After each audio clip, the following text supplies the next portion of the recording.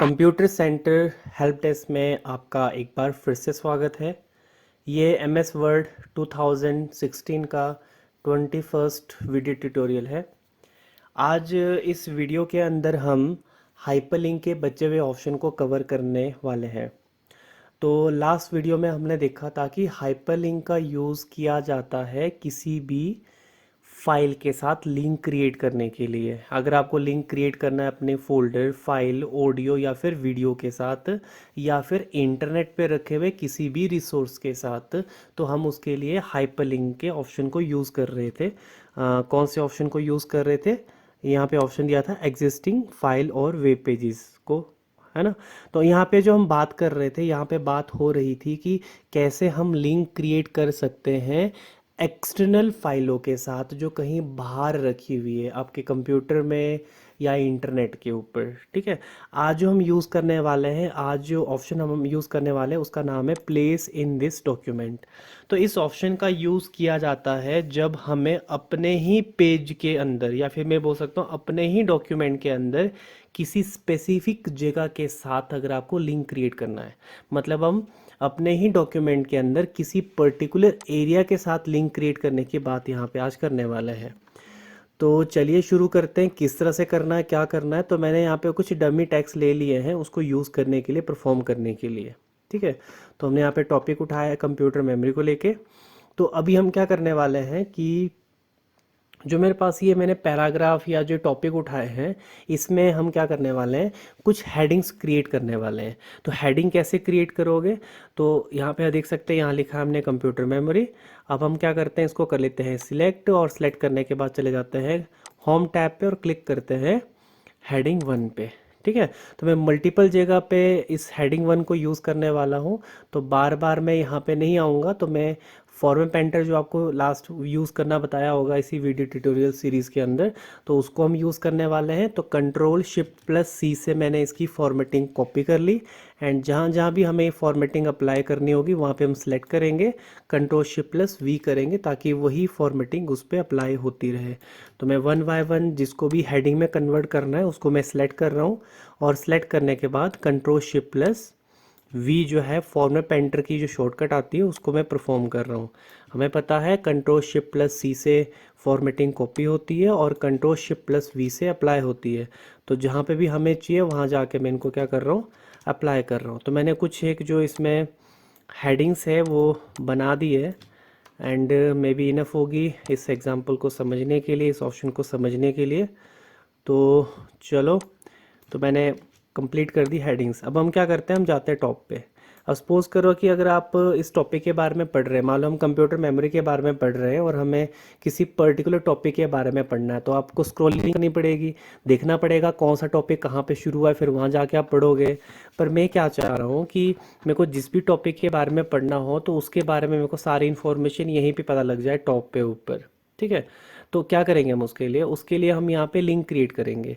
Link create करने से फ़ायदा ये होगा कि जब भी आपने जिस भी टॉपिक को पढ़ना होगा आप उसी लिंक पे क्लिक करोगे और आपका डॉक्यूमेंट ऑटोमेटिकली स्क्रॉल होके आपको उसी एरिया पे लेके जाएगा जिस टॉपिक के बारे में आप पढ़ने वाले हो या पढ़ना चाह रहे हो। ठीक है, तो करना कैसे है? तो उसके लिए वही शॉर्टकट जो हमने पहले यूज़ की थी, Ctrl+K, हाइपरलिंक की जो शॉर्टकट आती है।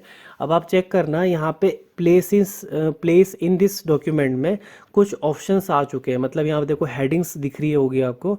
ये हेडिंग तभी हमें डिस्प्ले होती है जब इनको हम, मतलब डॉक्यूमेंट में जब हेडिंग बनाओगे तो आपको यहाँ पे दिखेगी ये।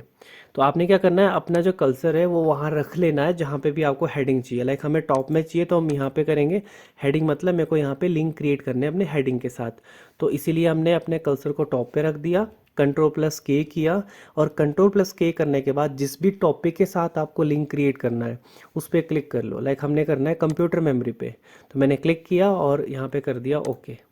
जैसे मैंने ओके किया तो आप देखो यहाँ पे हाइपरलिंक क्रिएट हो चुका है, किस चीज़ का, हमारे कंप्यूटर मेमोरी टॉपिक के साथ, जो कि हमने हेडिंग यहाँ पे बॉटम में कहीं बनाई होगी। अब आप देखना, जैसे मैं इस पे जाऊँगा और Ctrl+ क्लिक करूँगा तो ऑटोमेटिकली ये हमें स्क्रॉल करके कहाँ लेके जाएगा, उसी हेडिंग के ऊपर लेके जाएगा। ठीक है, ऐसे हम किसी और के साथ भी लिंक क्रिएट करके देख लेते हैं। अब देखो, जिस भी हाइपरलिंक को हम एक बार यूज़ कर लेते हैं उसका कलर चेंज हो जाता है।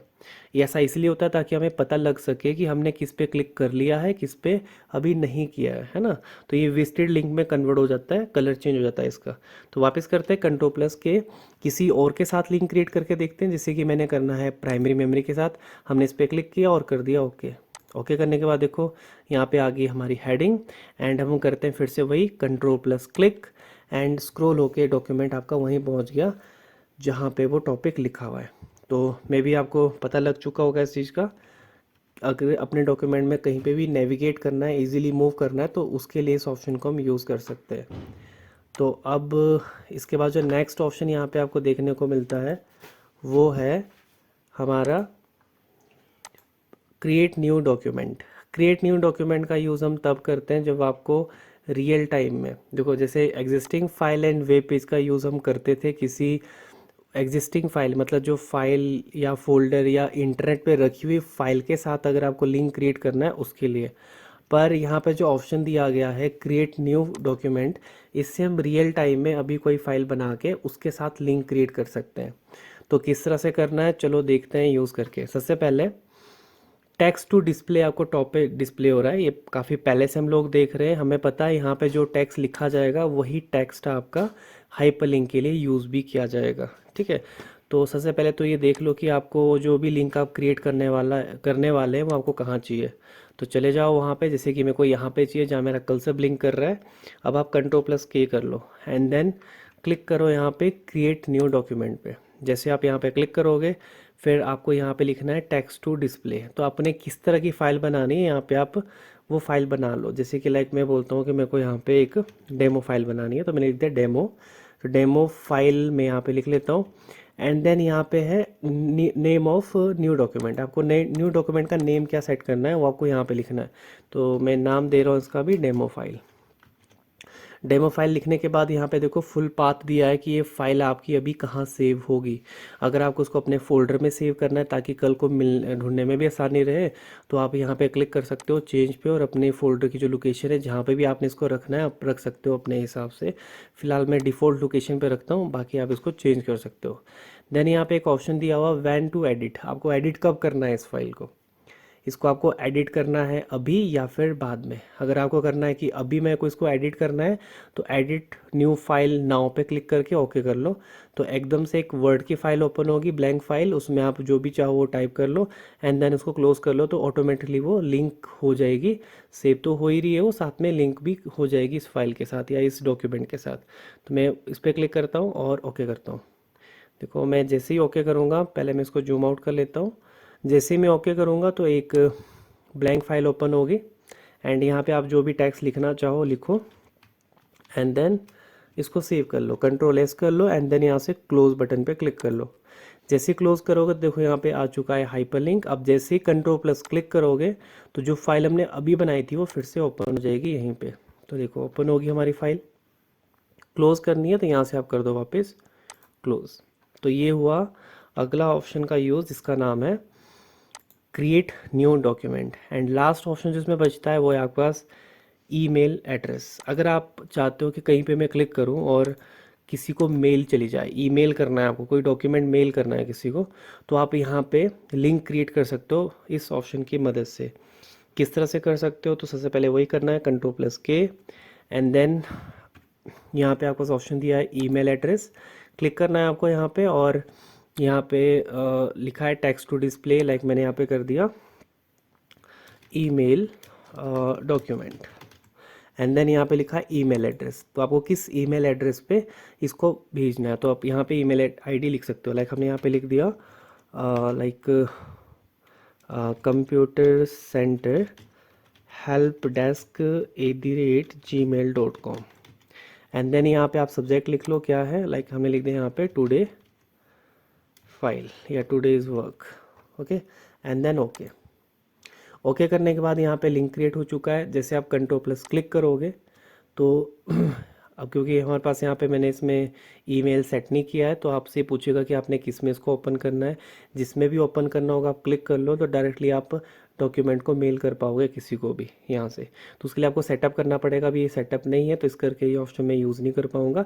बाकी अगर आपने सेटअप कर रखा है आउटलुक को, हमें पता ही है कंप्यूटर के अंदर अगर आपने मेल वगैरह यूज़ करनी है तो माइक्रोसॉफ्ट का अकाउंट हम बनाते हैं और उसके थ्रू ही हम मेल करते हैं। तो ये उसी को ही ओपन करेगा, लाइक आउटलुक को ओपन करेगा, या फिर कोई भी ऐसा सॉफ्टवेयर जिसके थ्रू हम ईमेल कर सकते हैं उसको ही ओपन करेगा। आपसे पूछेगा कि आपने किसके साथ लिंक क्रिएट करना है, मतलब किसके थ्रू ईमेल सेंड करनी है, वो आप यहाँ पे चूज़ कर सकते हो अपने हिसाब से। तो ये ऑप्शंस आते हैं हमारे पास हाइपरलिंक के अंदर। तो आई होप आपको समझ में आया होगा। नेक्स्ट वीडियो के अंदर हम कवर करेंगे बाकी बचे हुए ऑप्शन, जैसे कि bookmark, cross references and more.